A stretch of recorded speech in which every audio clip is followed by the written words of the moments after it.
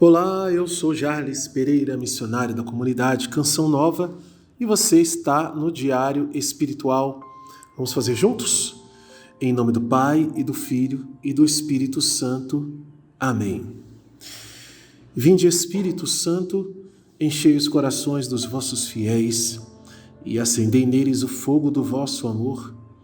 Enviai o vosso Espírito e tudo será criado e renovareis a face da terra. Oremos. Ó Deus, que instruíste os corações dos vossos fiéis com a luz do Espírito Santo, fazei que apreciemos retamente todas as coisas segundo o mesmo Espírito e gozemos sempre da sua consolação. Por Cristo Senhor nosso. Amém.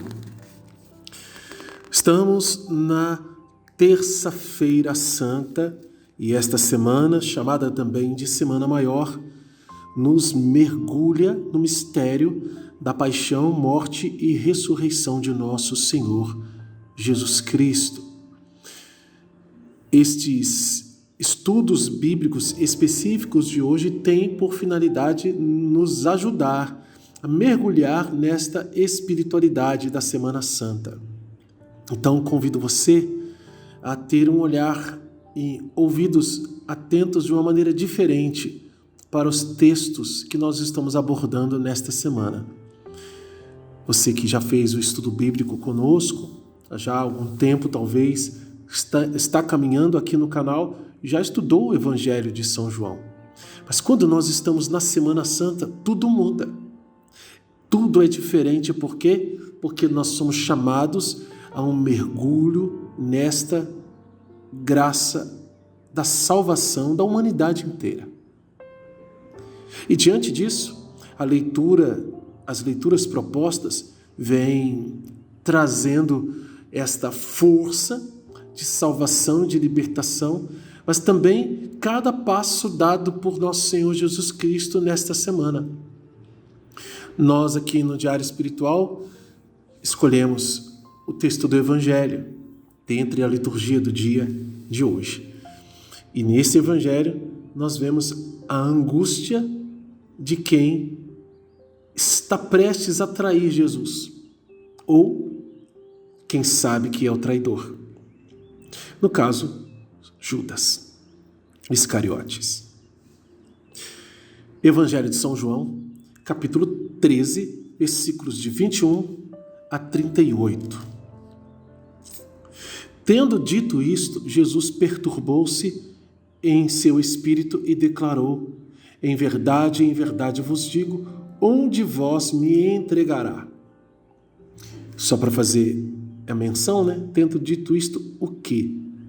Jesus estava fazendo um discurso aqui no início do capítulo 13, que ele começa lavando os pés e ele termina no versículo 20 dizendo que em verdade vos digo, quem recebe aquele que me enviar, a mim recebe, e quem recebe aquele me recebe aquele que me enviou. Aí, tendo dito isto, versículo 21, Jesus perturbou-se em seu espírito e declarou: em verdade vos digo, um de vós me entregará. Imagina o que é isso. Um de vós me entregará. No meio dos 12, reunidos com aqueles que eram seus amigos. Ele disse: um dos meus amigos vai me entregar.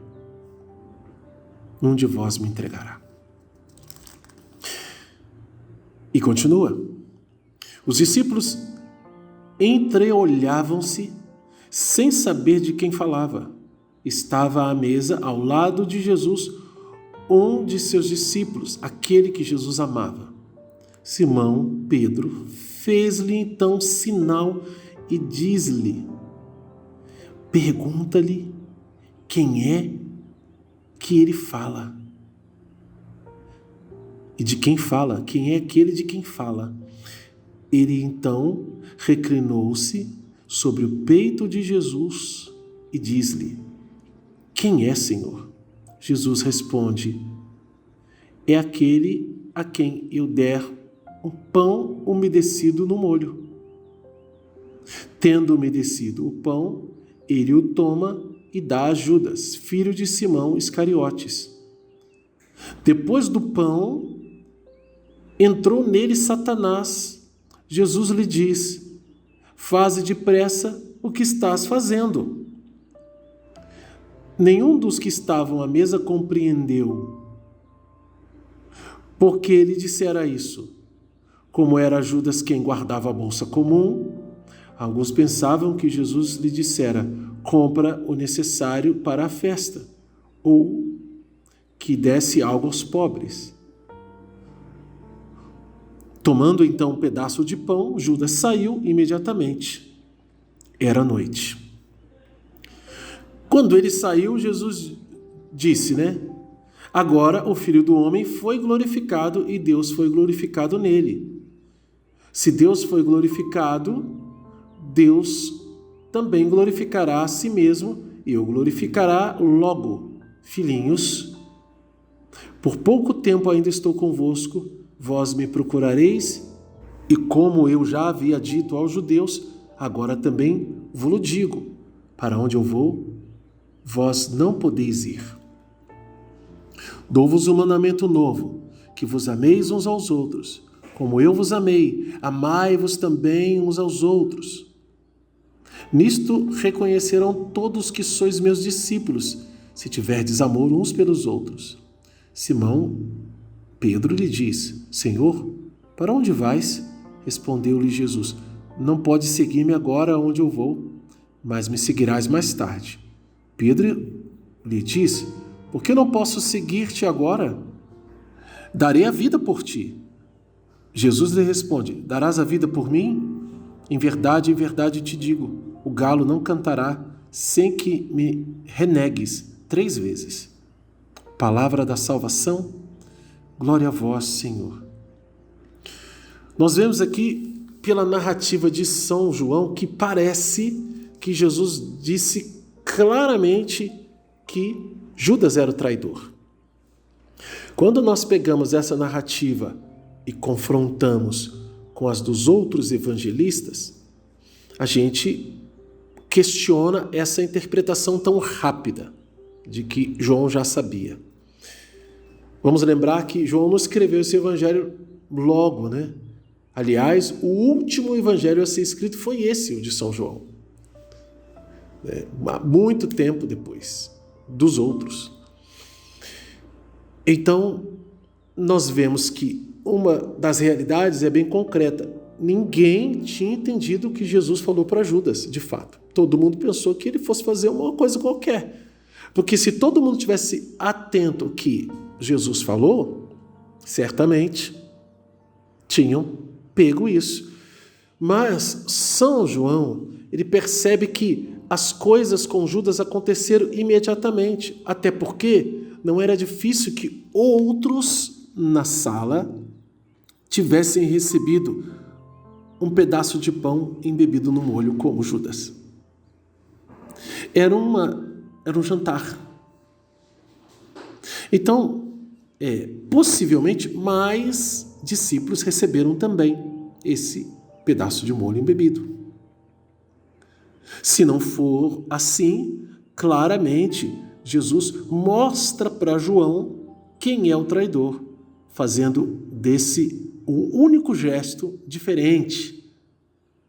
Como nós vamos saber, Enfim, saber disso com antecedência agora não muda o fato de que Judas já procurava trair Jesus, como o próprio São João narra. E essa narrativa, ela é, claro, retroativa aos acontecimentos. Tudo foi acontecendo. E Judas foi sendo monitorado. Eles tiveram plena certeza quando, no Getsêmani, ocorreu, de fato, a traição de Judas. Mas para cada um dos seus discípulos que ali estavam, e aí nós nos colocamos no número dessas pessoas, fica a dúvida: será que sou eu? Como nos outros evangelhos, esse trecho é narrado. Eles se entreolhavam e se perguntavam para Jesus: serei eu, Senhor? Serei eu? Eu não desejo isso. Essa, de fato, deve ser a nossa atitude, de não querer trair Jesus. Mas o traidor já estava definido. Judas já tinha tomado a sua decisão. E São João deixa claro que, depois que ele pegou o pão, aquilo foi como um alerta para ele, para os outros, porque Satanás entrou em Judas. Alguém desatento poderia interpretar como que Satanás estivesse no pão, ou que Jesus mesmo confirmou a vocação de traidor de Judas. Não é nada disso. Ninguém tem vocação para ser traidor, mas foi escolha de Judas. Judas optou por isso. E por mais que doa no nosso coração, e que alguém queira salvar essa opção de Judas, é a opção que ele fez. Foi a opção que ele fez. Por conta disso, dessa opção, Satanás entrou no coração dele. E Jesus, que sabia que a sua hora tinha chegado, e aqui no início, Jesus sabendo que a sua hora tinha chegado, versículo 1 desse capítulo 13, ele diz para Judas: vai e faz depressa o que estás fazendo. E Judas sai, e aqui fica claro para nós que São João faz questão de dizer: era noite. Era noite. É um pormenor que mostra que era a hora das trevas, onde Satanás acaba de entrar, e a noite se fez primeiro no coração de Judas. As trevas, elas se fizeram primeiro ali no coração de Judas.